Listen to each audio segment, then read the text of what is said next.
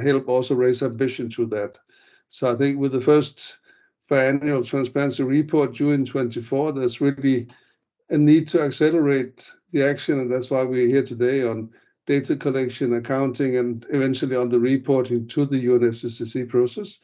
And I think we got the guidance was finished in Glasgow, as we all know, with new modalities and procedures, and we know what the task is, and it's ambitious, I'd say, compared to what we've been doing before. So it's good that there is both support for the process and for the reporting, and also with the support program we're talking about today. Yeah, I mean, my hope is also that with enhanced transparency and documentation of results, that can also help the following process, which is the new NDCs in 2025.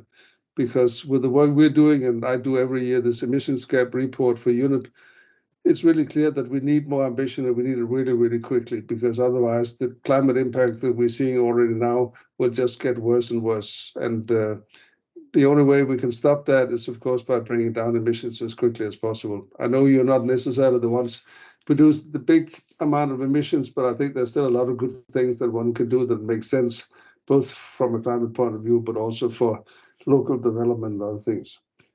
I think new challenges have come in since we started the transparency talks after Paris. I mean, we have now Article 6 starting to become active that will put special requirements on documentation and the whole transparency process around that. Then we had the positive decision around loss and damage in Sharm el-Sheikh, and it hasn't really filtered into the process yet, but it will, and we also need to address that, I'm sure, when we start coming to the BTR reporting, and certainly in the next in the sea also. Yeah, I mean, on the side of that, right now, the global stocktake is on, as you know, and just reminding you that there's a chance to provide input and suggestions for the remaining process here in March. So if it is something where you have interest and so on, I think you should take a look at it and basically share the experiences and also share your suggestions for how to improve that process in the finalization stage. Coming back to ourselves, I mean, the Europe Copenhagen Climate Center has been in different incarnations at UNEP Research, UNEP DTU partnership, and so on, engaged actively on capacity strengthening for transparency way back since the first national communications in the 1990s, and worked also in the other processes with the BURs and so on. And since Paris, we have been engaged both with the CBIT program, as we're talking about today, and also in the parallel initiative for climate action transparency, ICAT, that I know some of you are also engaged with. I think in total, we're probably working directly with somewhere between 35 and 40 countries. And then we're very happy to manage this CBIT Global Support Program, and also see that both the GEF Secretariat and UNEP trust us with this effort, because we have been involved in the space for a long time. And I mean, in order to make that really happen, I mean, these sub-regional workshops is kind of the backbone of the support program. So there's a lot of trust and effort put into your work and what you'll be doing to help facilitate this whole process. And it is really key that the networks get up and running and become functional as quickly as possible. And therefore, we have all these kickoff workshops right now.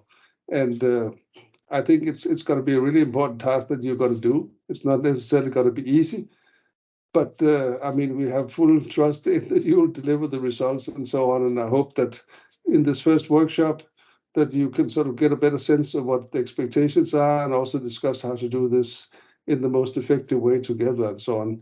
I'll have to run off for something else, but I wish you a really good workshop and good luck with the next couple of years in terms of the activities that need to be undertaken. So please have a good workshop. Thank you very much, John, for providing the bigger context for transparency. As you mentioned, transparency is really one of the main, the BTR would be one of the main inputs for the global stocktake. And even though we won't have that for this first global stocktake, hopefully for the next one, most countries are all countries would have BTRs that are in a really good shape, that inform properly, and would be an evidence-based global stocktake, at least in the next cycle of NDCs.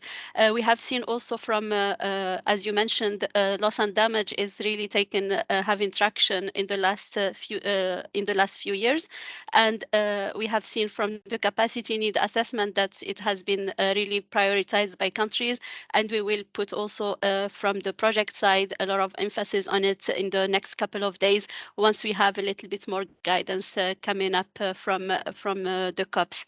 So with that, thank you very much, John. And I have also the pleasure to welcome our colleague from Jeff, Patricia Marcos Widobro. So Patricia, it's a pleasure to have you here. You have the floor. Thank you, Fatima. Hi, good morning, everyone. Good afternoon for those for UNEP, particularly for UNEP Climate Change Center. So my name is Patricia. I am part of the climate change mitigation team at the GEF, working on climate reporting and transparency. So just as you all know, transparency is the backbone of the Paris Agreement, and the GEF, since the very beginning, even before the Paris Agreement, has been tasked with has been asked to support countries in their reporting, and also now more recently on capacity building to meet the transparency requirements. So we've been supporting countries developing their national communications, biennial update transparency reports since the very beginning, and since 2015, together with UNEP, Copenhagen Climate Change Center, we have worked on this network. So with the aim of just providing funding to countries, but also a place for countries to share knowledge, to share lessons learned, challenges, and also ways to cooperate among countries. So I think the collaboration has been really great. We have extended the network and now merging it with the ongoing networks to provide further support to countries. So we really encourage you to try to use the network as much as possible, particularly now that most of your countries are already either embarked into the developing the BTR. So far, the GEF has approved funds for more than 70 BTRs, meaning that countries are already moving into the ETF and moving into the transparency, the new transparency framework. But there's many more to come. So we really encourage you to use this network as a way to identify challenges, lessons learned, learning from other countries that are ahead in developing their BTR. I think this is a really nice environment to learn.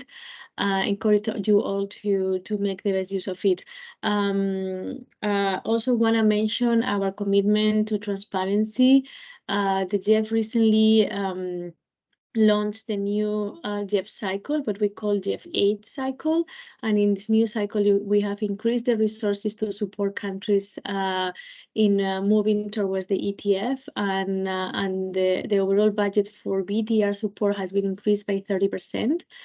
And also want to mention the CBIT, which is one thing is this network, and another one is the CBIT, which is the Capacity Building for Initiative Transparency Fund, which provides funding to countries just for capacity building issues on the Paris Agreement.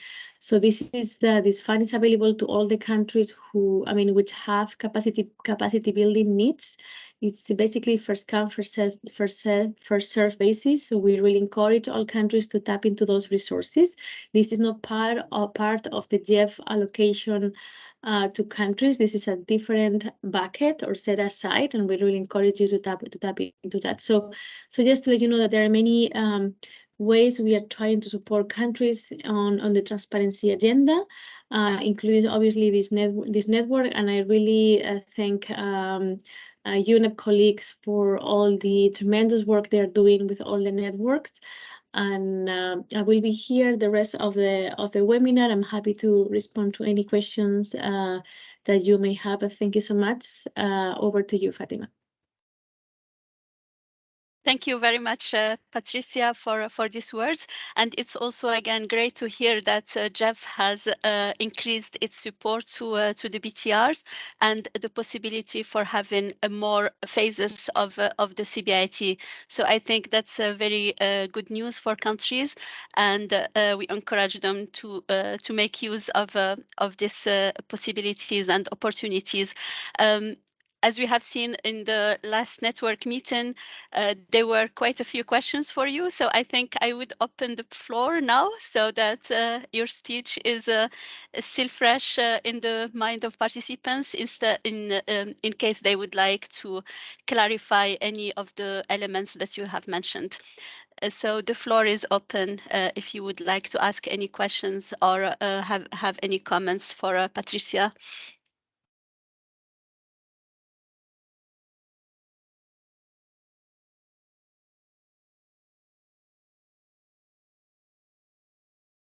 So maybe later, after we warm up a little bit and really diving into the topic. Yeah, it seems so. We need a little bit of warm up. Maybe it's a little early in the Caribbean. Yeah, So I'll be here. I will hear anyway. So okay, perfect. Thank you, Patricia.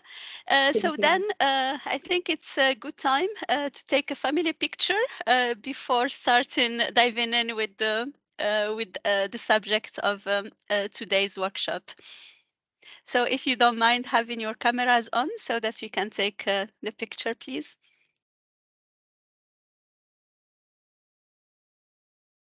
Yeah, people are coming in, maybe a few more. I'm just waiting a couple Don't of be shy. I'm sure you look great.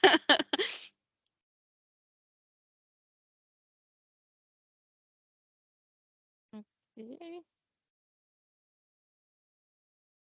Okay, more people coming. That's good. Nice to see your faces and smiles. One. I'm taking one more. Say CBIT. CBIT-GSP. Great. Great. Thank you so much, everyone. Yeah, thank you very much, all. So with that, then let us dive in. Let me try to share my presentation. I have done this presentation now 4 times, so please bear with me. Can you see my screen in full mode? Yeah, okay, good. So yeah, so in this presentation, I will be trying to introduce as much as possible this new project that I mentioned, the Capacity Building Initiative for Transparency, the Global Support Program. So basically, this project is the merging and the continuation of 2 previous GEF projects, the CBIT platform and the Global Support Program. So these 2 initial projects were running in the last few years, and they finished last year sometime, no, the year before in September. And then this project has started in yeah, this project has started in April, administratively started in April last year, and will be running for 5 years, so until 2026. So this project is funded by Jeff, as Patricia has mentioned, and implemented by UNEP and executed by the UNEP Copenhagen Climate Center. And the overall budget that we have for these 5 years is around 9 million USD. The main objective of this project is to help countries with the last submissions of their BURs and support mainly the transition to the BTR, where we have to put most of our efforts. So this project also provides through a new platform, hopes to provide a one-stop shop for transparency and also mainstream gender considerations in the transparency reports of participating countries. So the project has many components. So an integrated platform, a gender component, a knowledge products, and a capacity building on transparency per se, direct support to countries. So the first component, as I mentioned, is the CBIT integrated platform. So this platform basically would be the integration of the previous CBIT platform with the GSP website. So that will be integrated, but also will have new functionalities so that the hope is that they provide most up-to-date information, all information on transparency on projects, what the countries have in terms of both projects, their transparency documents, their capacity, all the knowledge products related to transparency, but also to related topics such as NDCs, LT-LEDs, and so on. And as I mentioned, really provide a space where countries can ask for support and where support could be provided through both through the project and through other support providers through a matchmaking function that we will be operating through the platform. And also we would like for the platform to be a space for peer exchange and for south-to-south learning through the creation of forum for discussions and the communities of practice and sharing of best practices between countries. So for this platform, the design phase has been completed now, and we are hoping to launch it during the SBs in Bonn. So stay tuned for that. We will be contacting many of you also at the testing phase, so that we make sure that the design of the platform really responds to the needs both of countries and of transparency practitioners. So actually to develop the initial designs, we had many stakeholder consultations, both with countries and with the also support providers and the transparency practitioners in general, so that we make sure that their needs are taken into account. And we hope to do the same during the testing phase, so that it really responds to the needs and can be improved if some elements are still missing. So I just here wanted to show you some of the features that will be in this platform, and one of the most relevant to the platform, to the networks, are this network exchange forums. So we will have a general exchange forum for all networks and all transparency practitioners that can have access to it, and then we will have specific forums for each of the networks that will be moderated by each of the network coordinators that we have. So in your case, by Martina, that I think by now you all know, but that she will have the opportunity to introduce herself later. So here it will provide really a forum to discuss any issues related to transparency. If you have any comments or any questions that others can help with, or you want to share any best practices, undertake some polls or share documentations. So this would be the space for it. And we will have also country pages, so specific country pages that all countries will have all information related to transparency in the country in here. I know that we have among us also many support providers, and thank you for taking also the time to participate in this event. So each of the initiatives that would like to participate also in the platform, and we have already many partnerships with a lot of partners, will have also their specific page where they can post the support they provide, also the knowledge products that they have produced, and so on. So the idea is that this platform is not a platform for the projects, but it's a platform for transparency, where all transparency practitioners find something useful in it and contribute to it in an equal way than us, basically. So we will not have more privileges for the platform per se, but we really want it to be interactive and used by all transparency practitioners. And last but not least, we will have a support page. So here we will have a template where countries can fill and upload in here, so that their requests for support, and we will be trying to respond to as many requests as possible from the project, but also matchmaking with other support initiatives that may be able to either collaborate with us or take over some of the requests. So this would be an important feature in the platform, and we hope to operationalize quite quickly. So that's it basically for the platform. The other component is gender, and under the previous global support program, there was a gender toolkit that has been developed to streamline gender mainly on national communications. And under this second phase of the project, we are aiming to update the gender toolkit to take into account the enhanced transparency framework provisions. So to have it to streamline it also with the transparency reporting in the BTR.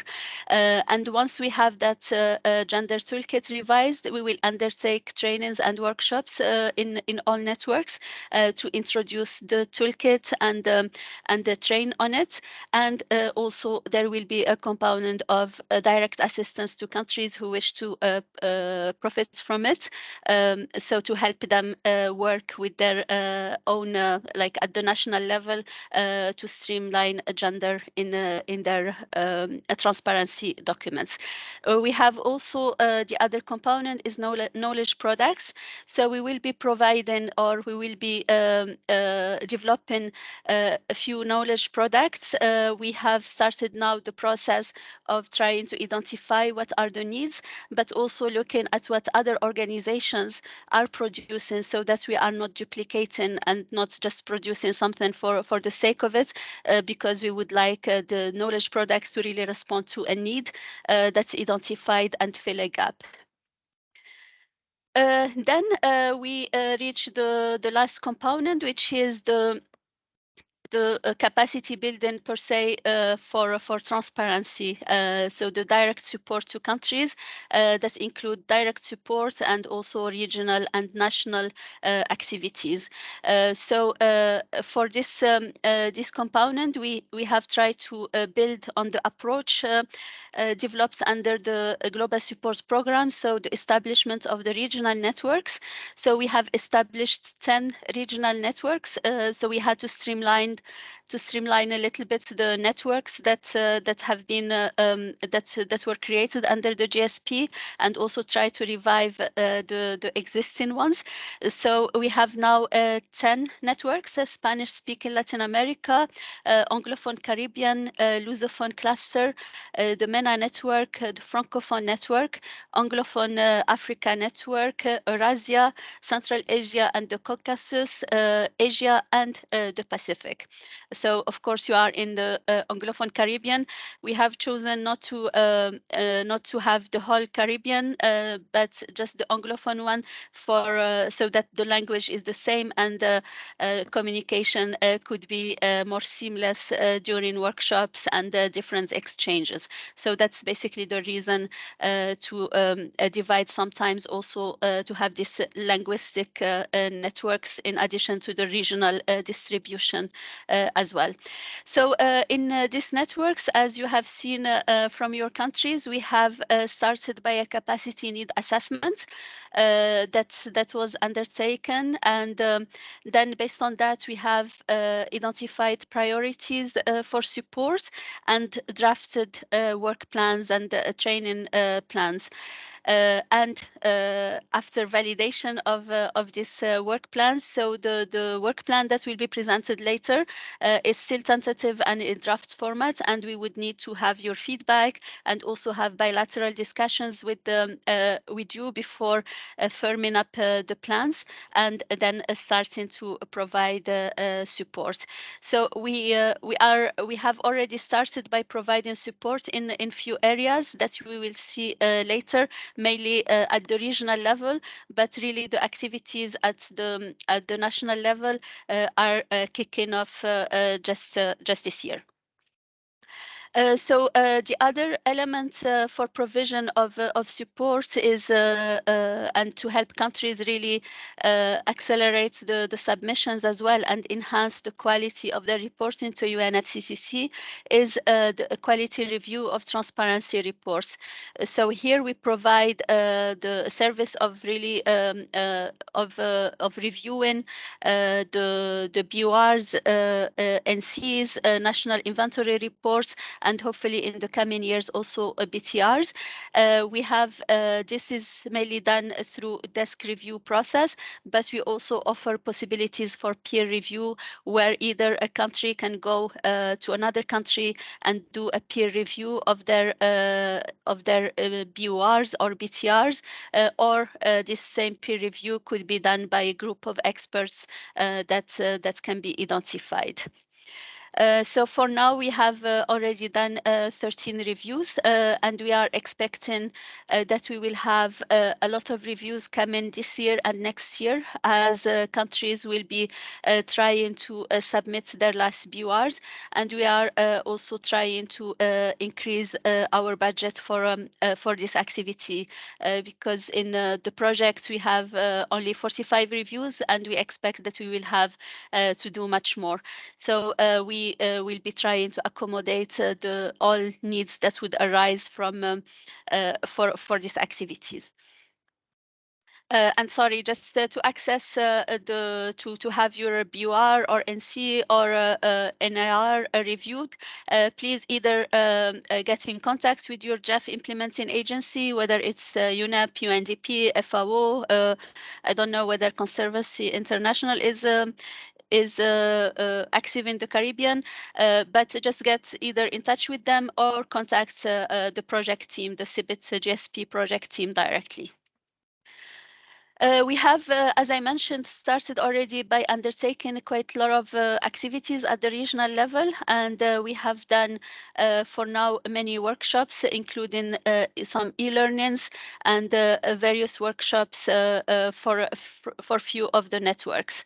And so basically these regional trainings, we have done them before the needs assessments, but after the needs assessments are carried in all networks, so the new workshops and trainings that are defined based on the needs and priorities identified and are now included in all work plans of the various networks. So we will have towards the end of this month the compilation of all activities that we will be doing in all networks in terms of workshops, but also in terms of direct support to countries, which means national activities that will be provided to countries, whether it's training at the national level, but also different activities such as support with institutional arrangements, support with, for instance, if a country would like to have a training on IPCC guidelines or have QA/QC procedures or things like that. So that can be done at the country level. And you will see in the draft work plan that we have already identified some activities that we, of course, would need to discuss a bit more in details with you and agree on them. So we have also been quite active in introducing or publicizing a little bit more the project, mainly through virtual events, but also through in-person participation in the COP, where we have participated to many events on transparency with our partners. So last but not least, I would like here to introduce the project team. As you can see, we have a team in Copenhagen. We are currently recruiting another person that would be helping us with the project here in Copenhagen, and we have the regional network coordinators. So we have everyone now in place, apart from MENA and Eurasia, for which we are currently also recruiting, and we have two of our networks that we are managing in collaboration with UNDP. So we are working in very close collaboration with them and working in synergy for the Francophone network and for the Lusophone cluster. And for this network, let me first introduce Suzanne, who is working very closely here with me in Copenhagen for the project. And then afterwards, we can introduce also Martina, who is your network coordinator for the Anglophone Caribbean. So let us then start with Suzanne. Suzanne, if you would like to introduce yourself. Thank you very much, Fatima Sarah. It's great to see so many of you. Yes, my name is Susanne Konrad. I'm a project officer here at UNEP Copenhagen Climate Center, so also based in Copenhagen together with Fatima Sarah, and we are joining full forces on this big global project, and really excited to start the work in the region, in the Anglophone Caribbean region. It's great to see many of you here. It's just the kickoff. There are many years of work and good activities and workshops and any kind of support ahead. And we were really excited today. And we have a great network coordinator on the ground with Martina. Handing over to Martina to introduce herself. Thank you, Suzanne, and hello, good day, everyone. I'm joining the others and saying it's so good to see so many participants with us joining us today. I'm Martina Duncan, the network coordinator for the Caribbean, Grenadian, and Grenada-based. It's really nice to see some of you again and to meet those I have not met before. I look forward to further collaboration, and you'll hear a bit more from me later on. Thank you. Back to you, Fatima Sarah. Yeah, thank you very much, Suzanne and Martina. So Martina will be your main contact in the Caribbean. So do not hesitate to contact her for anything that you might need, and or if you have any question or comments, or you have or you need to know anything. So she is there for you in the Caribbean. So she is working full time on the project. So with that, the floor is open if you would like to ask anything about the project, or if you have now questions for Patricia as well. I see there is something on the chat. I know a colleague welcoming Martina. So you are a lucky one, Martina. You are the only one being welcomed here.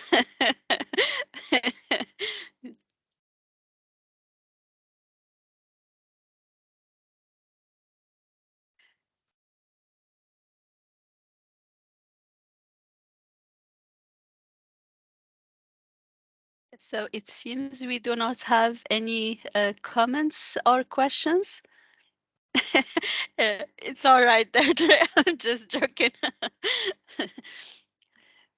So yeah, it seems we don't have any comments or questions, but hopefully we have some discussions after the presentation from Martina, because that's basically it's the needs assessment, and I think it's inputs from you. That's how we have interpreted from our side.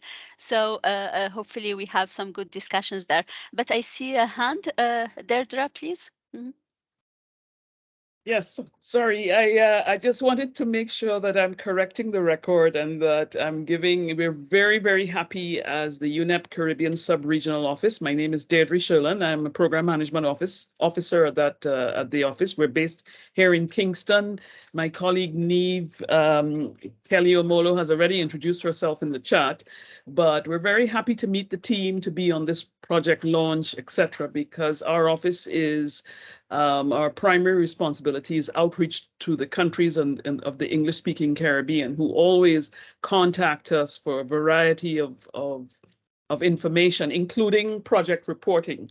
And that's my question. It would be very important, I think, to stay in touch with Martina and Susan and the entire team to ensure that we are reporting, because we report to the UN country teams as part of the cooperation framework, as well as to governments who contact our office wanting to understand how the portfolio and the expenditures in the various countries has indeed had impact, essentially. So we look forward to keeping those networks of communication alive and well in service of the country. So good to meet you, Fatima, Susan, and Martina, as well as Patricia, and welcome.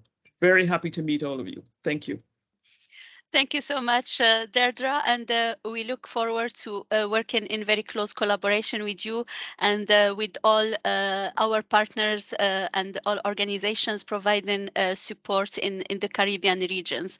So we have already started contacting some of the organizations, and we will contact hopefully most in the next month, so that we have really a full overview of what each one is doing and how we can collaborate and synergize our efforts in the region. So thank you very much for that, and thank you to all our partners who are also participating in this workshop. So with that, Martina, the floor is yours to present the results of the capacity need assessments that we have undertaken in the Anglophone Caribbean network.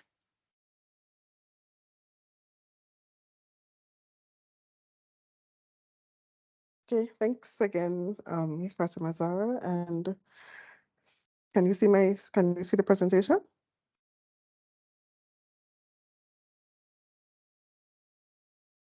If you Okay. can make it in a full mode and go Okay. to the first slide, it's now in slide 7.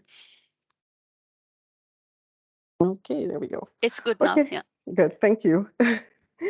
All right, so I also want to say welcome to some of the other network coordinators that are here. Thank you for the support. It's good to see you. We have Asia, I'm seeing Asia and Latin America. So welcome, guys. All right, so as was mentioned, this presentation is really about the capacity needs assessment that was conducted over the last couple of months for the Caribbean from December. A survey was shared with countries, and we received some feedback, and we were able to prepare this capacity assessment in time for this launch. So the objective of the assessment is to assess the transparency systems and related capacity needs of the countries of the Caribbean to comply with the reporting requirements of the UNFCCC and the Paris Agreement. As I mentioned, we use the online questionnaire format, and we also looked at the submissions that were made to the UNFCCC in terms of the national communications and so on, and any other documents that were available. I also looked into the gender aspects of, or the gender status of the countries as well. So we have currently 9 countries that are actively involved with us so far. Antigua and Barbuda, Belize, Dominica, Grenada, Jamaica, St. Lucia, St. Kitts and Nevis, St. Vincent and the Grenadines, and Suriname.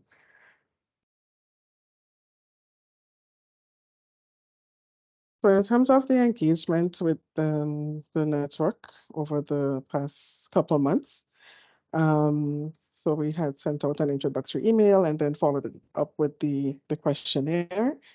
And in that time, we also spoke bilaterally with some of the persons in the countries.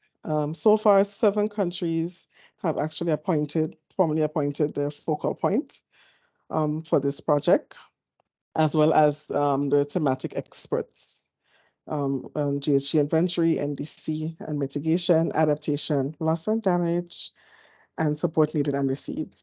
In some cases, we see that some countries have different people for all of them, but some countries have 1 or 2 persons. So we understand that there's different levels of capacities in the countries, as we will see later. So also we have, as mentioned by Fatima Zara previously, we have also identified the priority needs of the countries. And of course, we would follow up with countries on this already. Some of the countries have sent a couple emails indicating that they have some adjustments they wanted to make and so on. So we look forward to having that conversation bilaterally after this meeting. And all countries, whether you have answered the survey as yet or not, are welcome to send support requests through the support request form, which you would see a little later in the presentation. We looked at the reports that were submitted to the UNFCCC for the countries. And this is for all the countries in the region. Most countries have submitted at least a second national communication. I think Belize is the only one so far, at least at the time of this, that has submitted their fourth national communication. 6 out of the 13 countries have submitted a biennial update report. 4 countries have submitted an adaptation communication. I think Dominica submitted theirs together with their NDC. And 3 countries have submitted their TAR Plus reports.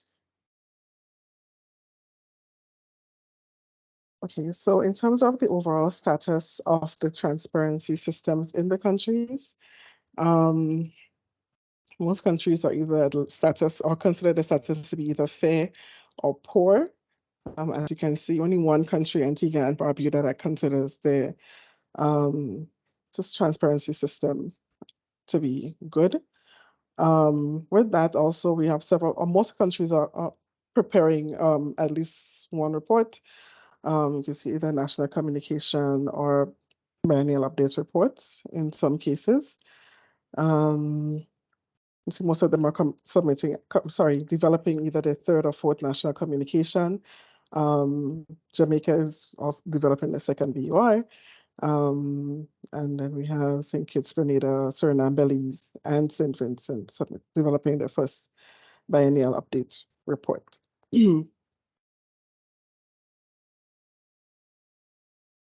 So we also asked the countries in terms of their familiarity with the ETF provisions and preparation for the BTRs. So most countries are familiar at some level. 2 countries are not familiar, or this is considered the status to be not very familiar.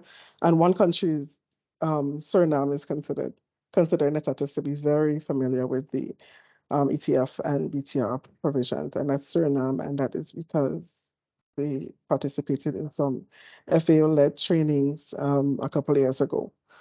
So we see that there's some room for improvement here. Additionally, in terms of the BTR preparations, several countries have already submitted requests for support for the first BTR. And then most of the countries, or 5 of the countries, and we see the other 4 countries have not taken any steps as yet. But Antigua and Barbuda has requested support, and that support has been approved, and they're now implementing or developing their project implementation plan.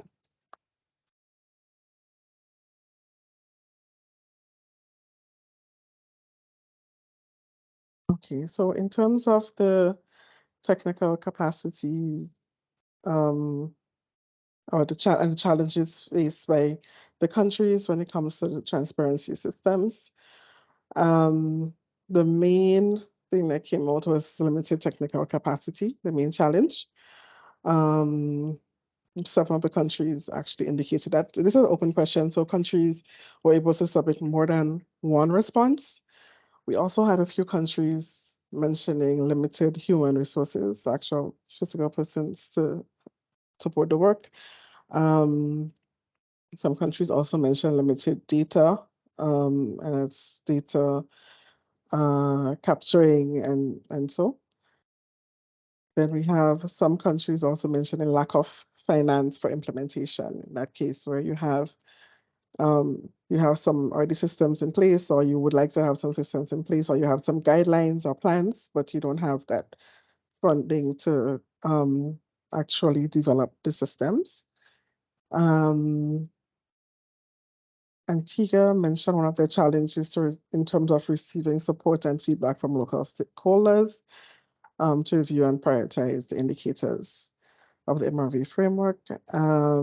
Grenada mentioned lack of mandatory data sharing agreements, and then from Jamaica, absence of an MRV system, and St. Vincent and the Grenadines actually mentioned legal challenges related to transparency. Okay, so in terms of the capacity related to the ETF reporting areas, which is GHG inventory, NDC tracking, adaptation and impacts, loss and damage, and support needed and received. If you look at the chart for the institutional arrangements, you see a lot of countries selected fair for for all of them. Fair is, or poor is the main selected one. There are a few places where they are good, where some countries consider the institutional arrangements to be good, and that's like Antigua, St. Lucia, Belize. And then we have, so mostly fair. We have absent, for instance, in some countries they have selected absent for GHG inventory, adaptation impacts, and loss and damage. Loss and damage is the area where we have the greatest deficits, I would say, because many countries is either from fair, poor, or absent, where we have at least some good and advanced. There's one advanced NDC tracking in Antigua and Barbuda. That's the only one that's considered the system to be advanced. And the others are generally fair or poor. So again, there's a lot of room for support there in terms of the technical capacities to collect and track, collect data and track progress. Again, you would see a lot of fair and poor, the green and purple lines, mainly selected by countries. Antigua and Barbuda is the only country that has selected good for any of these reporting areas. And the only one they did not select good for was loss and damage, where they selected fair. So again, loss and damage is one area that needs to be significantly strengthened, but all of the areas clearly needs, there's a lot of room for improvement in all of the areas. Right, so specific technical capacities related to GHG inventories. So the first one we asked about in terms of what countries use in terms of the IPCC guidelines. So most of the countries use the 2006 IPCC guidelines. We have Jamaica using the 1996 IPCC guidelines, and Dominica is the only country to be using the 2019 refinement of the IPCC guidelines. And in terms of QA/QC, Antigua and Barbuda is the only country with QA/QC procedures in place. Belize, Jamaica, St. Kitts and Nevis, and St. Lucia have some QA/QC procedures partially in place, and the other countries don't have any QA/QC procedures in place. All right, so in terms of the technical capacities for NDC tracking, we asked countries about what they consider the technical capacity to be. So Antigua and Barbuda, Belize, and Jamaica thinks that the technical capacities for NDC tracking is fair. Sorry, they're very familiar. Sorry, the technical staff is familiar with the technical capacities. And the not very familiar, the other countries have selected not very familiar. They're not very familiar in terms of the NDC tracking process. The LEAP tool was identified as the main tool used for development of NDCs by most of the countries. A couple of countries did not respond on what tool if they weren't, because they were not clear. Also, in terms of the identification of indicators for NDC tracking, Antigua and Barbuda, Belize, Jamaica, and St. Kitts and Nevis are the only countries to have identified indicators for NDC tracking.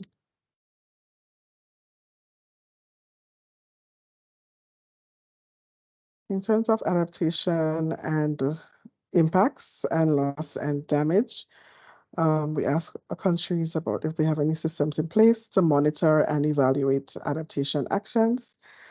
2 countries have actually a system established, which is Antigua and Barbuda and St. Lucia. 4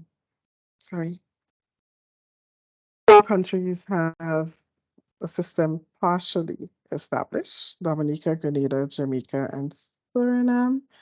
And 3 countries have no system in place to monitor and evaluate adaptation actions.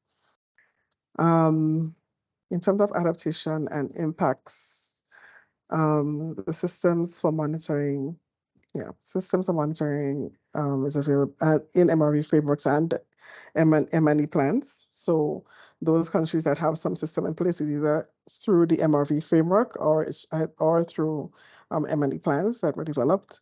In terms of assessing impacts and risks, so the countries are using models such as the Preston scale model, studies and surveys to be able to understand the impacts and risks of climate change. And then in loss and damage, the only country to have conducted any assessments related to loss and damage is Jamaica, and they did that together with a disaster assessment. In terms of support needed and received, ask countries about the status of the systems for tracking support needed and received. 2 countries have actually a system in place, Antigua and Barbuda and St. Lucia. The partial systems in place, St. Kitts and Nevis and Jamaica. No system in place, Dominica, Grenada, and Suriname. And a couple of countries, Belize and St. Vincent and the Grenadines, indicated that they do have systems being developed.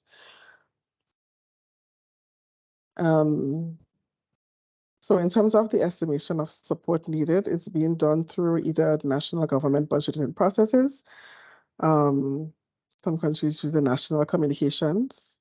Some use the biennial update reports and national adaptation plans. Those are the areas where countries are actually estimating the support needed. Then in terms of gender considerations, all countries are doing something regarding gender, which is really good. So some are a little bit more advanced than others. Some have Antigua, Barbuda, Dominica, Jamaica, and Suriname have developed a dedicated climate change and gender action plan, including clear actions to support or strengthen gender mainstreaming. St. Lucia, Belize, Grenada, Dominica, Jamaica, and Antigua and Barbuda also support inclusive approaches in analyzing the impacts of climate change and benefits of climate actions for disadvantaged groups, including women.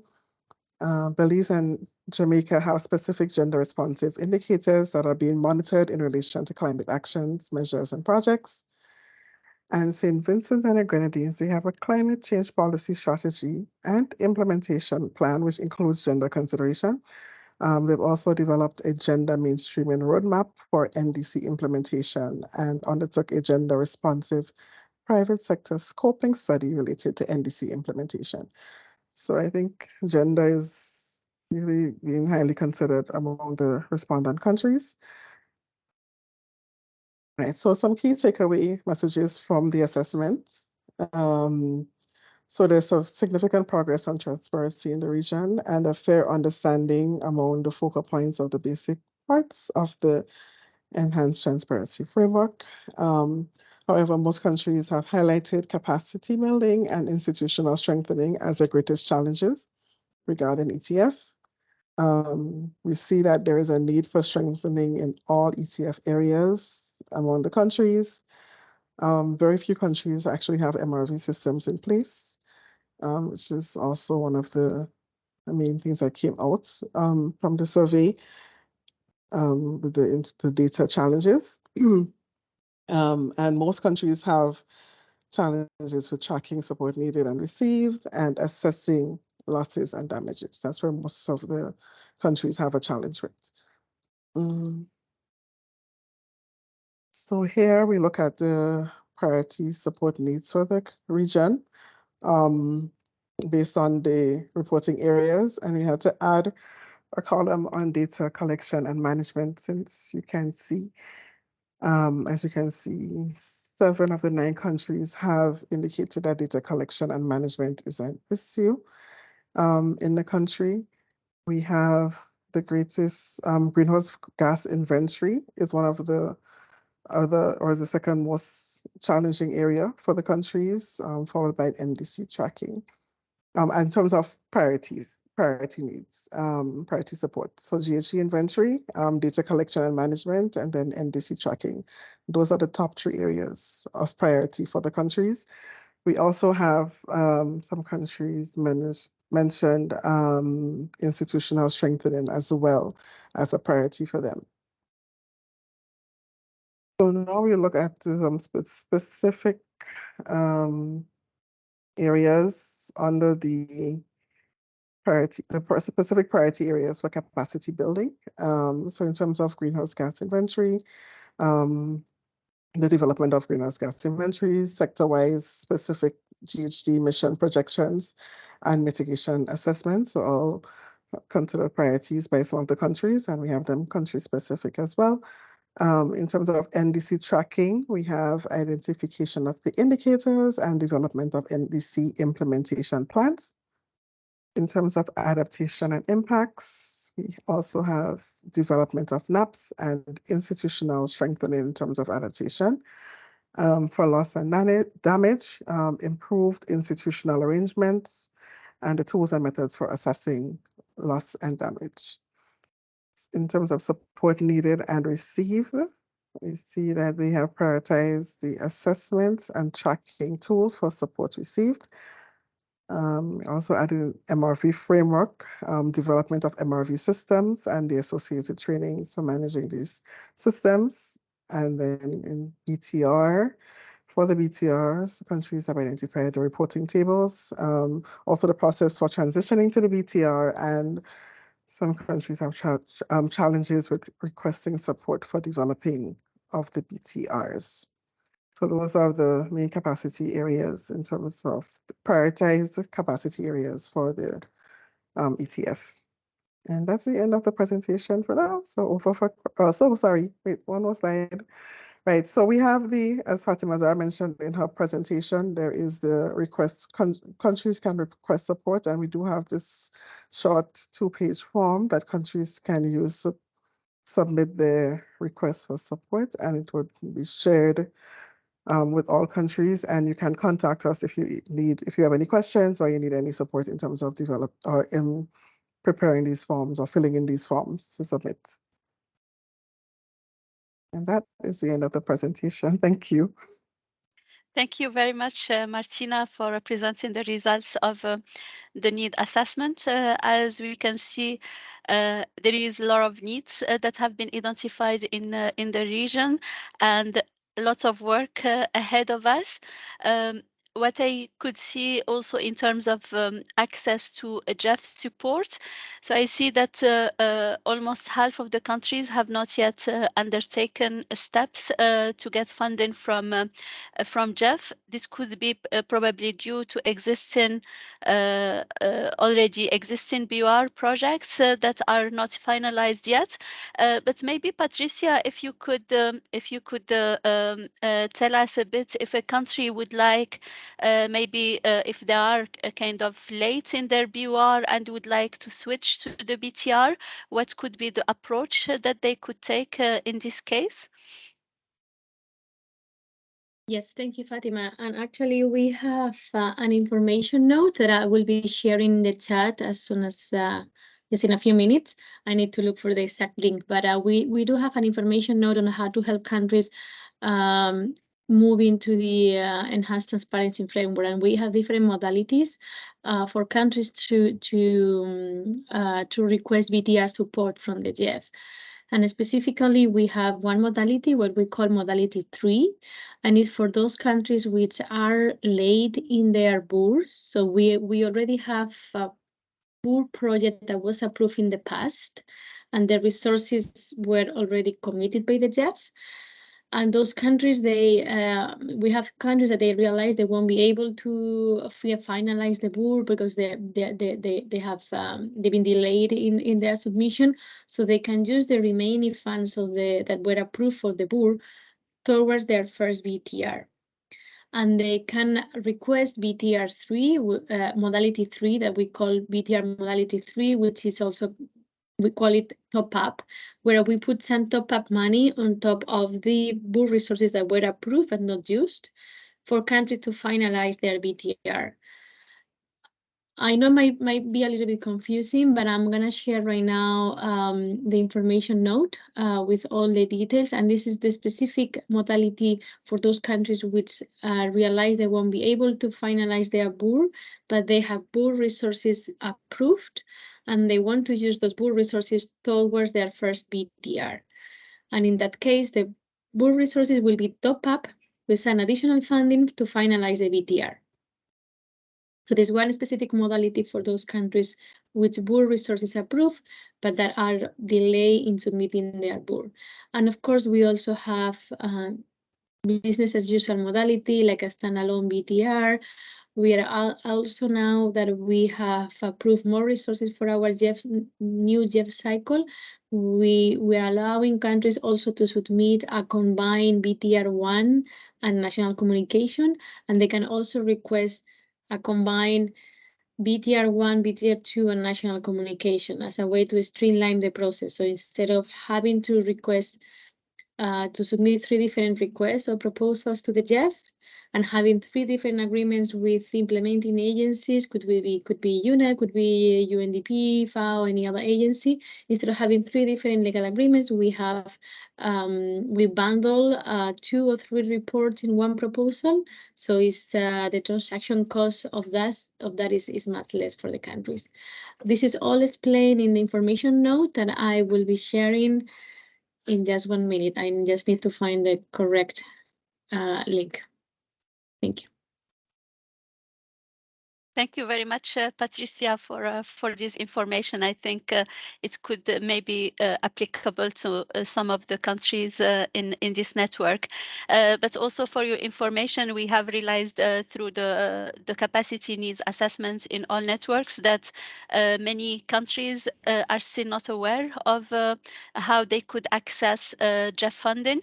So we will start one of our first activities will be to have a webinar with GEF and also with the various implementing agencies, so that a proper explanation on the funds or the support that is available, and also how to access it depending on which implementing agency you are working with. So this will be our priorities, so that we can speed up the process of getting the resources in to start the BTR process. So we will send you information on that in the very near future. So the floor is open if you have any questions or comments.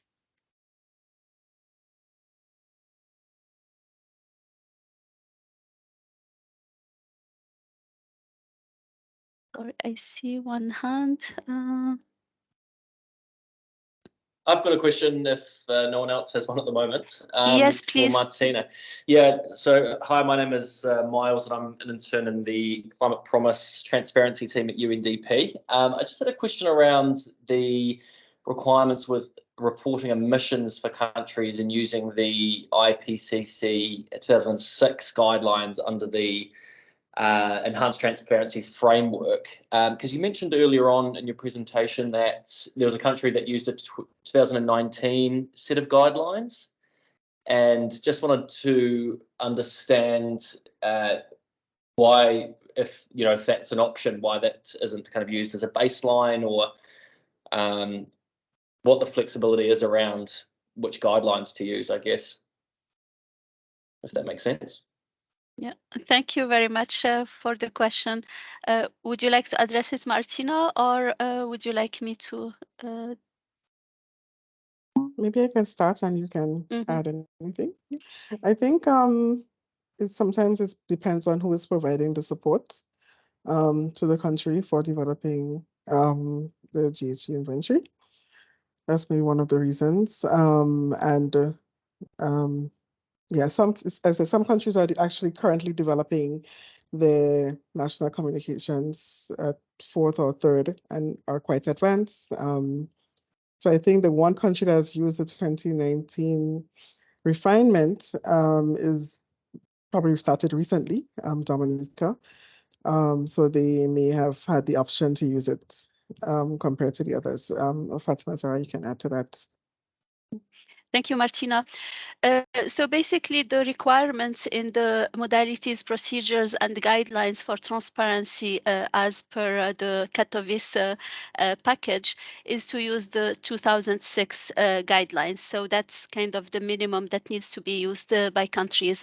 I have not been in Glasgow, but from what I understand in the negotiations, there was quite a lot of discussions on whether there is a need to have as an obligation the 2019 refinement. However, I think most developing countries didn't agree with this, and therefore now the baseline is 2006 for everyone. However, if a country wishes to use a more recent version, they can use it. There is also a little issue as well with the different versions of the IPCC guidelines, because the tabular formats that were developed for tracking of NDCs take into account like the sectors and the IPCC 2019 refinements, not the 2006. So now that there is this request from COP to make the IPCC software compatible with the tabular formats, there is a little bit of issues that need to be resolved around that, and both UNFCCC and IPCC are working on that. So just in in a summary, the obligation is 2006, but if a country wishes to use 2019, they can use it. Okay, thank you so much. And just to clarify, is there any extra technical difficulty with the revised 2019 version, or why are countries, I guess, not as willing to use that if it's more accurate, for instance? Mm-hmm.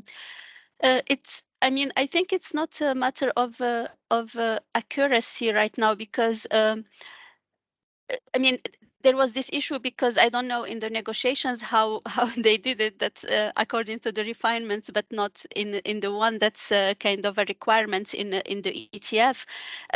Now, how difficult it is, and like the difference between the 2019 refinements and 2006. I am not. I cannot reply to that question. I'm not very familiar with both, but I don't know if we have some some inventory gurus. Maybe Paulo, would you like to comment on this one? So I think that basically the refinement is complementary to the 2006 guideline, and change some methodologies, change something, but it's not mandatory. It's to improve the estimation in some specific categories, because in some categories we don't have new refinement, and we have new sources, and the IPCC have improved some estimation for some categories, but it's very difficult to say if the refinement is better or it's not better. Emissions estimation or something like this, like 2006 IPCC. The mandatory today for under the MPGs is to use the 2006 guidelines. The countries can move to the refinement, but need to explain why is the reason behind the use of the refinement. It's part of the transparency. It's not mandatory, but countries can use it. Okay, great. Thank you so much for your answers. Mm-hmm. Yeah, thank you. Thank you, Miles, and also thank you, Paulo. Paulo is our network coordinator for the Spanish-speaking Latin America and the Caribbean. So. Good. I see, Billy, you have your hands on. Please come in. Thank you so much, Fatima, and to all the team. This is Billy Holness from UNEP, Regional Office for Latin America and the Caribbean. We are also part of the CBIT-GSP project, but particularly focusing on output 2.5 as it relates to South-South cooperation pilot project in Latin America and the Caribbean. I'm very happy to see that the team in the Caribbean, the presentation that Martina has given us, showcasing these gaps and needs that are perceived by selected countries in Latin America and the Caribbean. And we're also doing the same, something similar as it relates to the CBIT projects in the region that are currently undergoing, that have been approved by the GEF, and we will be also sharing with the team and at UNEP CCC as well with the countries this first assessment of how we have realized how this gaps and needs are being addressed by the countries, and where is a little more of regional as well as South-South cooperation needs required. And I think I will take the opportunity to say that you will be hearing more from us from now until October 2024, in which we will be having South-South cooperation webinars around these specific issues and particular interests for each of the countries as they relate to the priorities, I would say, identified in terms of the completion of the enhanced transparency framework. So I just wanted to say that I'm very happy to see the progress of the Caribbean region, and we'll be jumping in very soon to further support this initiative. Thank you. Thank you very much, Billy, for this complement of information. And we will be coordinating the activities very closely. So don't worry, there will not be many information coming from various sources, but it will be a coordinated effort. Is there any further comments or questions?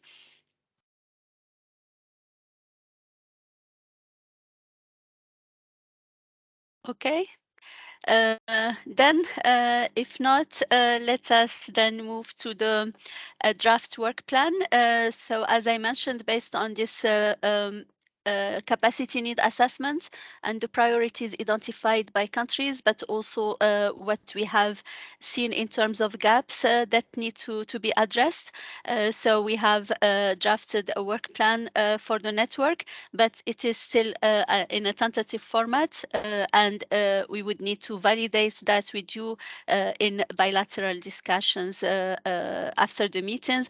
But we would welcome very much your feedback during this workshop also. So Martina, please go ahead.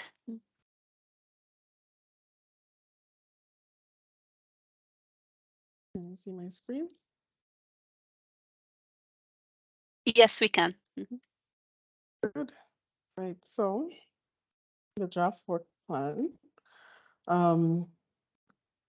based on the key findings and priorities determined in the assessment for transparency, which was just presented, and also some bilateral meetings with country representatives, online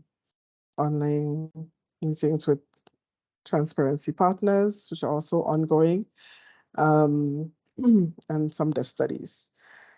As just mentioned by Fatima Zara, the work plan is a living document, and we are open to merging events with other networks and the activities of other partners. All of the dates are tentative and dependent on the resources, and the activities are only for 2023. So if you see something that you prioritize and it's not there, please note that there's opportunity until 2026 to get support. And the additional activities could be added based on ad hoc requests from countries.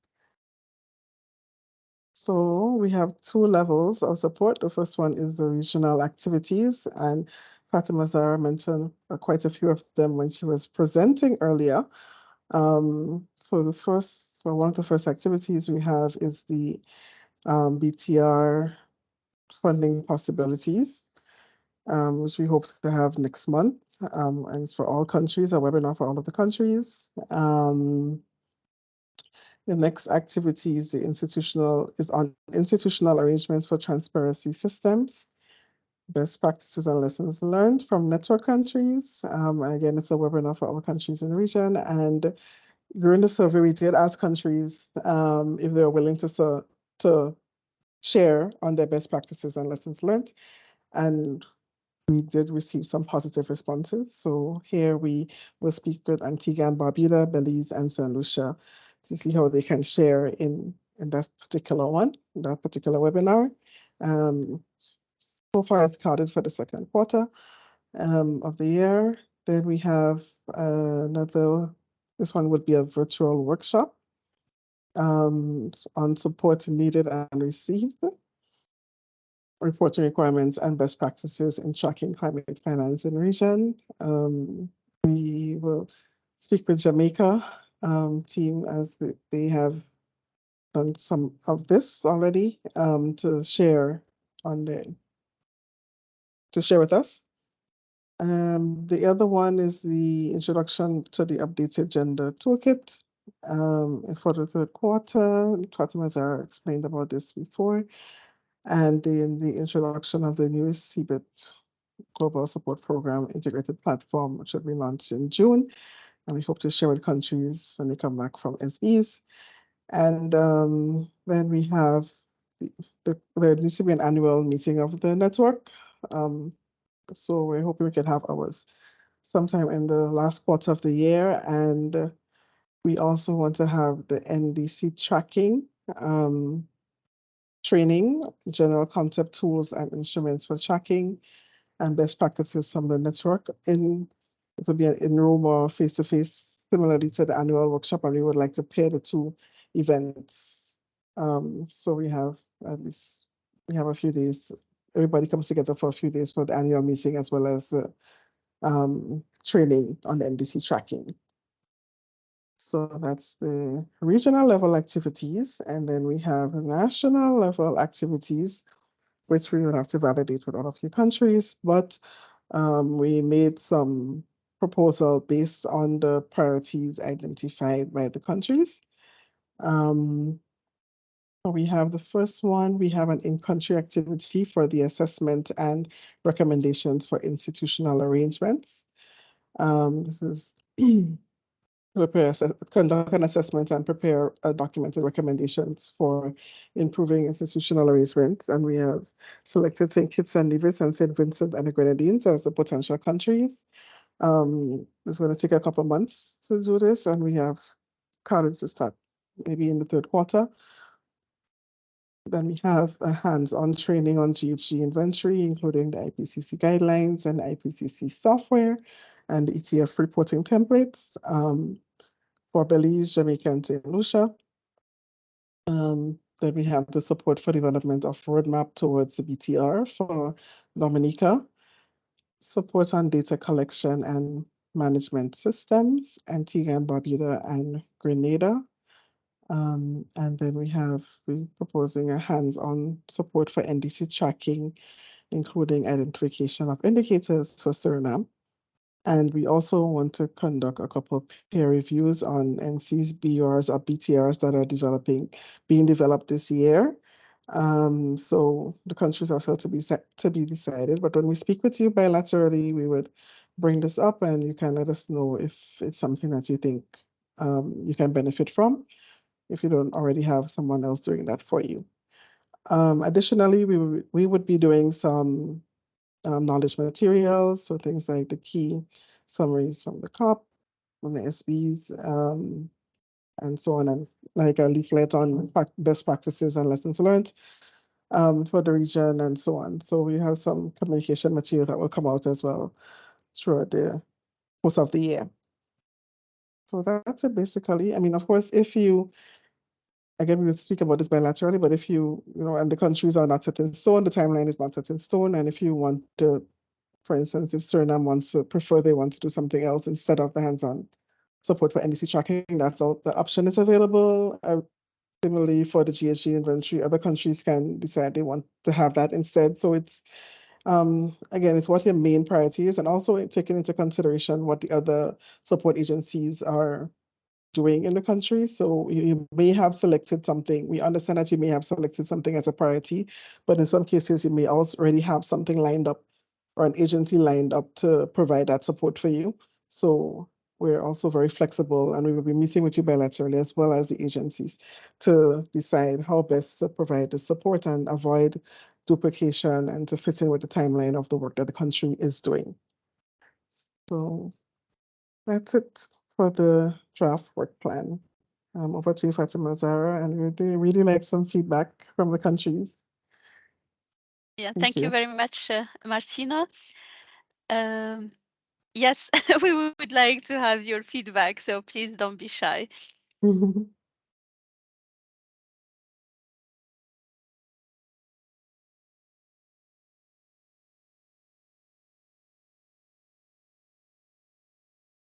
Maybe Martina, if you would like to project the work plan so that it's fresh it's in front of people's eyes.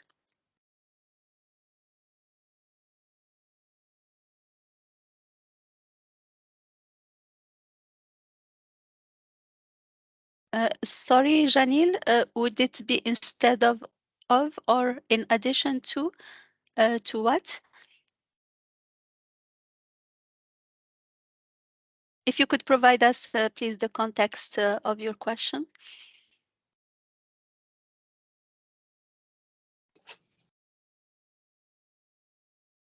Hi, sorry, my system is giving some trouble, so it's sticking. So I was asking whether or not the support that is given, I know some countries were selected for some activities. So Martina was saying whether if you have interest in another activity, you can switch. So I was asking, is it instead of what you already selected for or in addition to, so that you can benefit from more that one support activity? Yeah, thank you for that complement of information. So it's basically instead of for the time being, because we have to, I mean, the project is in 4 years, so we have tried to cover in the first year as many countries as possible. However, we wouldn't be able to cover all countries, and therefore our preference would be to have one activity per country in the first year, and then in the next years we can also add additional activities. So that is the idea. However, if you have any further specific needs, it to the extent possible to respond to the need, but also try to see if any other support provider, any of our partners, basically could respond to that need. So if you have anything else, please do not hesitate to get in touch. So Martina, after this meeting, we'll be sending the request for support form, and I think that could be the main medium to request support, and would give us a bit more information and background on what kind of support and the scope of supports that you need.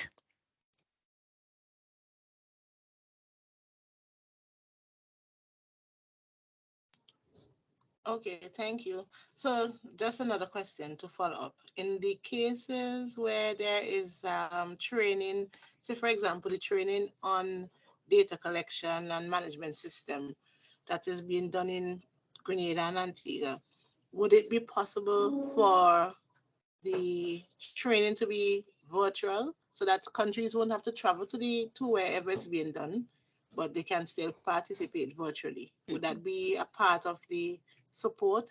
I don't think it should be additional expense. So it's just a way of having more countries benefit from a particular activity.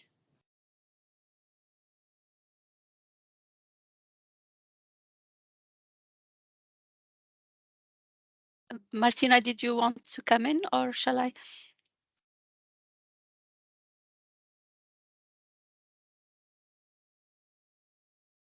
You are muted.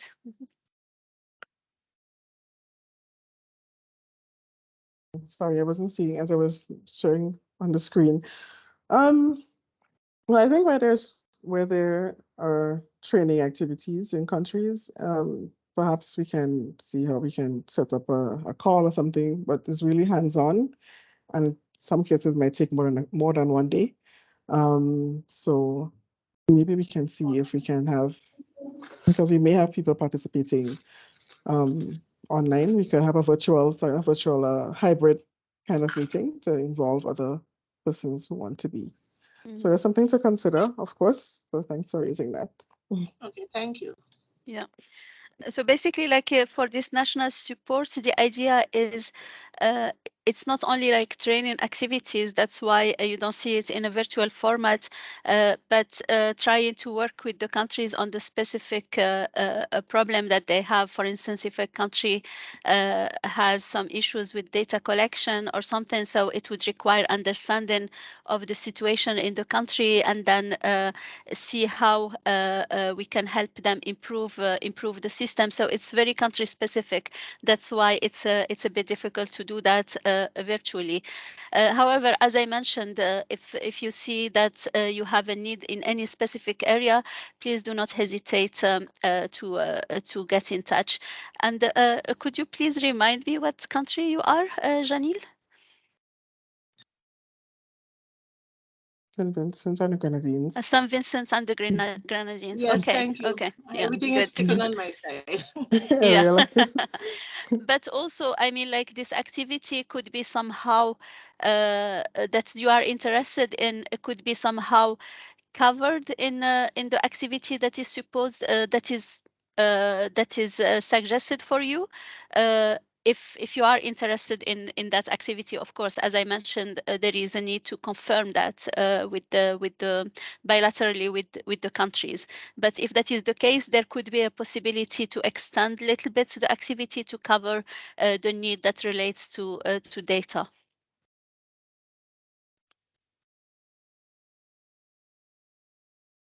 And then Germaine says that they support that approach. Is it the approach of virtual trainings or the approach?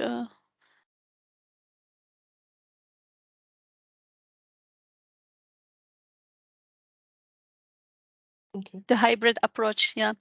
Yeah, I mean, we will try to the extent possible having some activities, as you see, mainly in the regional activities. We will have a few webinars and I think at least one virtual workshop where countries can participate virtually. But as I mentioned, we are really open to hearing your suggestions and feedback. Yeah.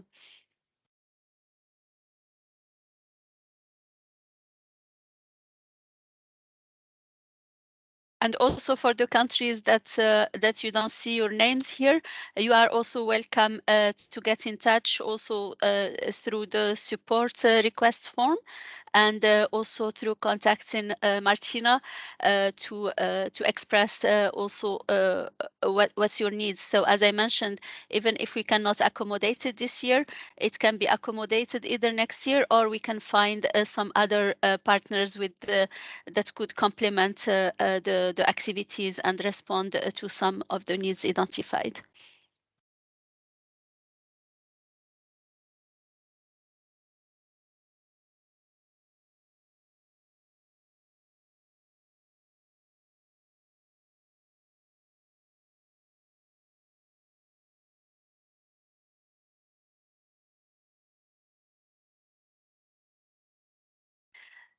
So do you think, especially for the regional activities maybe, but also for the national activities, do you feel that this work plan addresses the needs and the priorities that you think the region needs at this stage, or do you have any comments or any suggestions for us? Anything you think is missing as well that you would like to, that you think you would have liked to see, but it's not there, you can also mention that.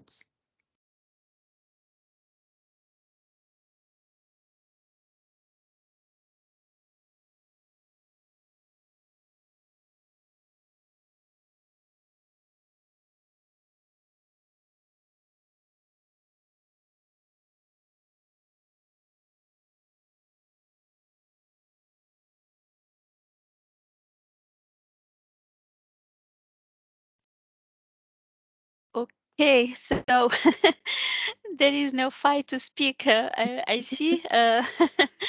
But maybe the countries that are represented here, maybe Saint Vincent and the Grenadines, Janil, if you can tell us whether you think that the activity that we have here for you, I mean, we do understand now that the support for data collection and management systems is something that that you would need. And now, whether you need some support with institutional arrangements, could you please confirm that, or maybe let us know whether that is not something needed? Mm-hmm. Yes, I took a snapshot of the page before, so I will have a look and get back to Martina on which is the priority for us. However, through the NDC partnership, I think we might be getting support in the one selected for us at this time. So hence the reason why I asked if we can change. But data collection and management system for sure, or the hands-on support would be what we would maybe prioritize. And again, with the hands-on support, I think that is something we will be getting assistance from through the NDC partnership. So maybe, and we were also looking at contemplating their assistance developing a request for support where an MRVS is concerned. So I'll have to have a look and then to check with our advisor on the areas that we are getting support, and then I'll let you know.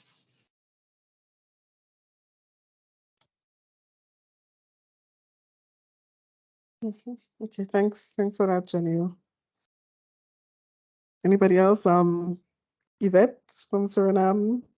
Do you think this activity is okay for you, or do you have somebody else giving you that support? Thank you, Martina. We had a discussion just now within the office regarding to the priority that we have. It is still a priority, but one of my colleagues was mentioning that the hands-on training on greenhouse gas inventory, including that of the ETF reporting templates, would also be an option for us or a priority for us to look into. So I think we will have some more discussion on that, and probably we'll get back to you on that. Thanks But for that. concerning the timing, it's also okay. I looked at it, it's the third quarter, so it is okay. Okay, great. Thanks. All right. So that seems to be working. So let me start picking out people. Edgar, Mr. Hunter, good to see you here with us. Dominica, what do you think of the ideas that we have for you?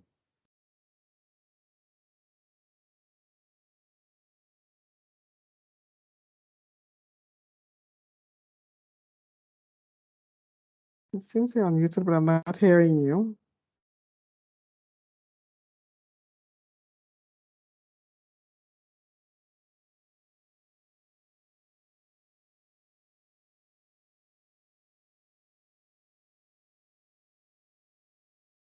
I'm not hearing you, Mr. Hunter.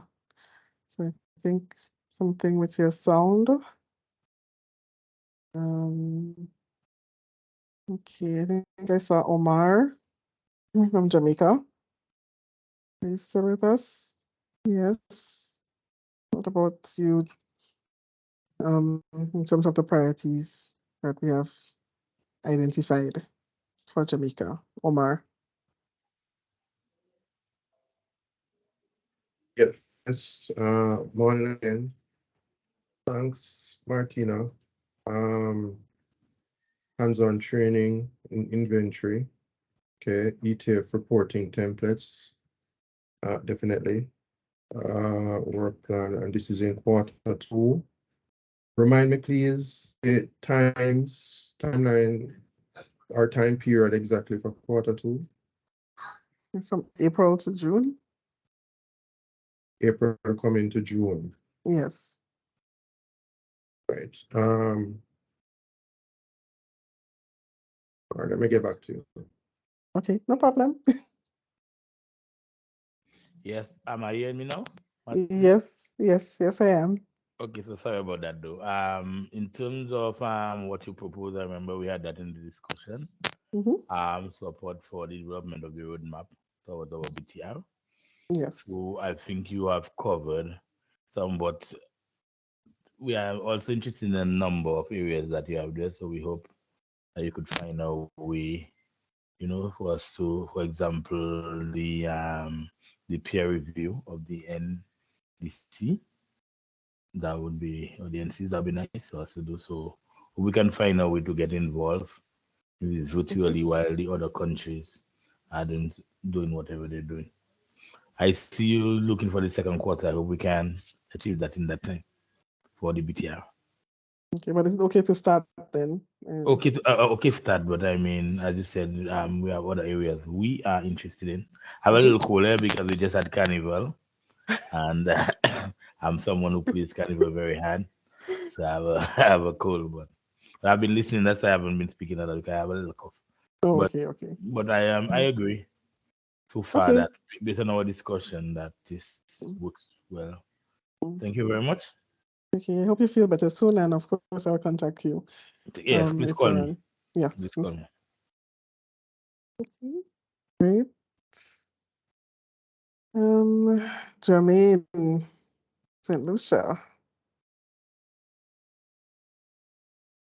Hi, good afternoon.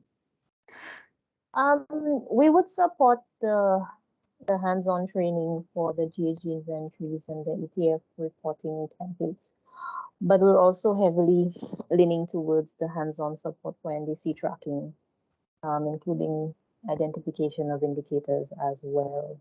So if there is any scope to be included in that activity as well.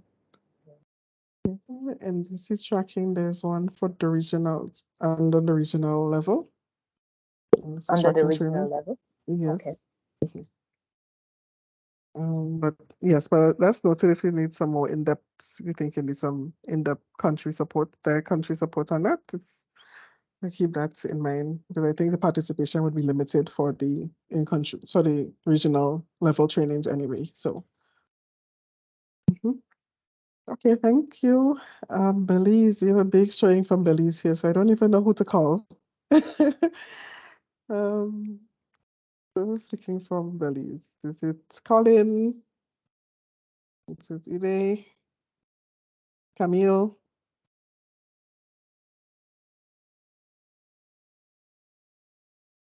Okay, it's Heidi. I'll talk on behalf of Belize. As it relates to, not a problem. As it relates to the hands-on training, definitely we're definitely in agreement with that one. I think as it relates to the roadmap towards BTR, since we're also looking at our fifth NC and first BTR proposal that we're looking at right now, it would be good to get that support in the development of the roadmap, at least be a part of that and trying to see what is needed. And those two would go hand in hand. In looking at the two peer reviews, for that we don't have, or any NCs, BTRs or BRs that we're going to be pushing through this year, but it would be good to enhance some national capacities to actually conduct peer reviews, prior to submission. So if that's something that can be looked at as well, that would be good. So just looking at those. Okay, thank you.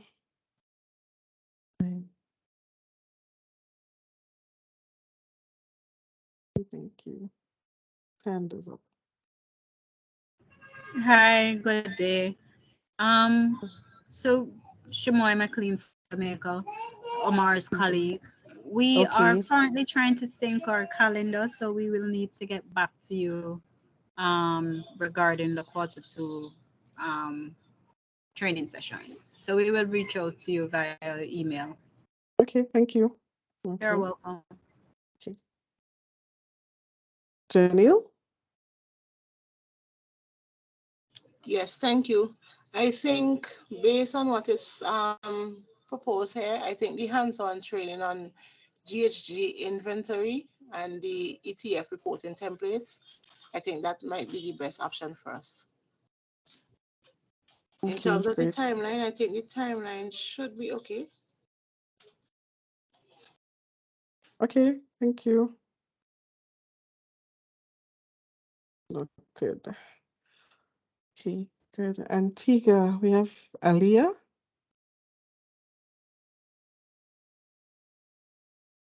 Good afternoon. Good afternoon. I agree with what you have presented. Just that the timeline, we'd have to discuss it more because is it going to be for the entire quarter or we'll choose as You can time choose gets something closer? within the quarter. You can choose within the quarter. Okay. Yes. But yeah, the activity is fine with us. Okay, thank you. Okay. Who's missing? Grenada. Mr. Antoine. Are you still with us? Hi. Hello. Martina, Ms. Duncan. Yeah, it's good to see you. Well, I think you placed us perfectly, Grenada, that is. We've just had the new government is still settling down, so placing us in quarter 3, I think, is beneficial. By then we'll be able to, by then I believe we will have what the departments and so on up and running, the reconfigurations and so on.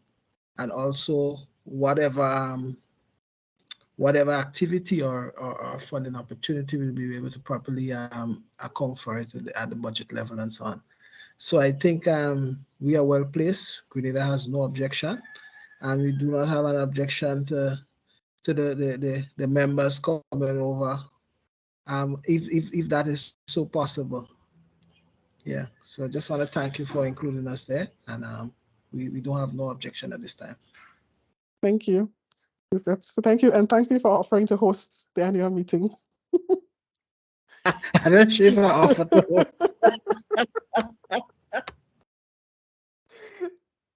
Okay, no problem. That's good to know. And St. Kitts and Nevis. We have Cheryl, we have Darian. Yeah, which one of you would take the floor?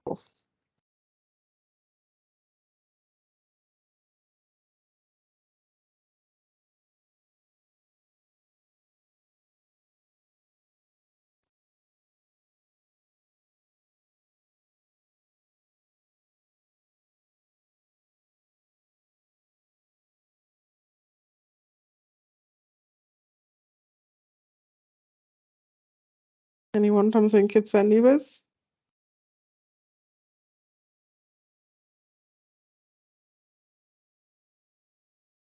Hi, Martina. Cheryl is having some connection problems currently, so I don't think she'll be able to answer you.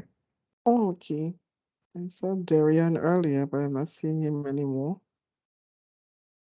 All right. That's fine. Okay. Any other country that I did not call that's here? One would like to make an intervention? I think all the countries that are in the work plan responded, but I know some countries haven't responded as yet, and they may be online and would like to add something. So please feel free. Jenny, is that a new hand or is it an old hand? Oh, an old one, sorry. Okay, no problem.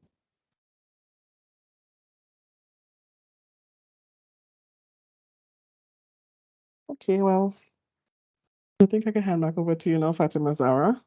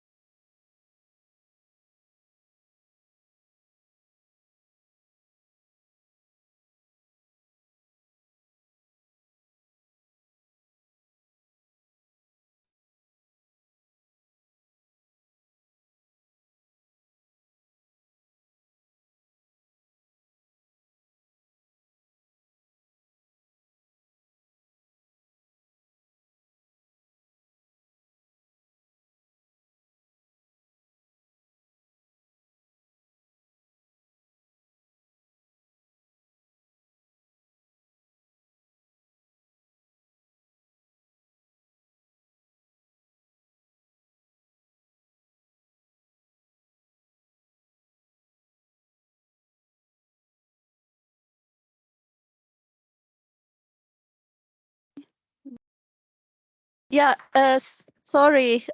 Apparently my microphone, my sound just didn't work anymore. You can hear me now, right? Yeah. Okay, good. I was talking quite a lot, so I guess you didn't hear anything from what I say. Yes, Martina? Yeah. No, I didn't hear anything from after I handed over to you. You just, Okay. I thought it was my system actually, because I No, saw Suzanne okay, shaking yeah. her head. So So apologies for that. So what I was saying is basically that yeah, feel free. The next steps basically are to if you would like to refine your support, so to please get in touch with Martina. She will be there to help you, and also she will be getting in touch with you. And also please do not hesitate to use the support request form for any additional supports that you might have identified, because as I mentioned, even though we might be tight in the first year with all the various activities that we have, we might be able either to respond to some of them, to additional ones this year, or maybe in the next years, or also, as I mentioned, through collaborations with other partners. So the door is really open. So please take this opportunity, make use of this opportunity, and Martina will be here for you the whole time. So don't hesitate to harass her if needed. So yeah, the ball is in your court basically, and we are really happy and glad to be able to work with you in the region and to accompany you in this process of transition towards the BTR. So thank you very much for all your participation and for your comments and feedback, and we will be in touch with you. Martina, if you would like to say some last words before we finish. thank you, Fatima Zara, and I think you summarized well. Just to reiterate, I am here for support, so please feel free. I think in some emails I even put my WhatsApp number, so you can WhatsApp me, you can email me, you can Zoom, whatever, Skype. Please feel free. I'm here to support you, and I'm open doors. So yeah, I look forward to receiving emails of requests and confirmations on the activities and so on. So we can finalize the work plan for the year and move forward with providing support to new countries. And of course, looking forward to hearing from the agencies also online who are providing support, so where we can sync activities as necessary. So that's it. Thank you all for your participation. Thank you, Martina, and thank you to the team here, Suzanne. Also, thank you, Patricia, for your participation, and thank you all for participating, and for all our partners also for being here. So thank you very much all, and we look forward to working with you more closely in the very near future. So thank you very much, and goodbye. You wanna go? Thanks and goodbye. Have a good day, everyone. Bye, everyone. Thank you. Bye, everyone. Bye. Thank you. Thank you. Bye, everyone. Thank Bye. you. Bye, everybody. Thank you. Thank you and bye.